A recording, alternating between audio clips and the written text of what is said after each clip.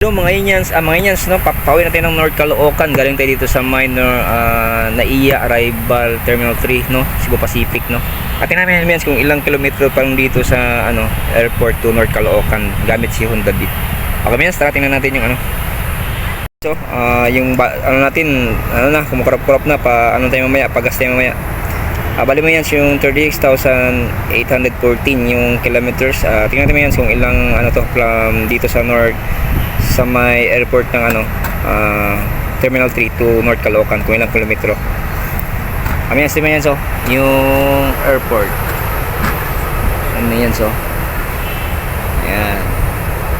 And yan yung NAIA Terminal 3 Arrival Airport.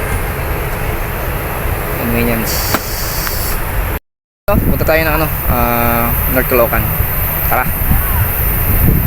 Mga Inyans, andito tayo ngayon sa North Caloocan. Mga Inyans, yung kilometers from airport Terminal 3 NAIA Terminal Airport, mga Inyans, 40 kilometers mga Inyans yung kilometers. Kaya salipin natin. Ayan mga Inyans, 36,854 dati 36,814, kaya 40 kilometers mga Inyans from NAIA Terminal 3 and dito sa North Caloocan. Yan ang kilometers mo yan. North Caloocan to NAIA Terminal 3, Pasay City. So yun yung North Caloocan, yung ginagawang MRT. Ngayon yan yan.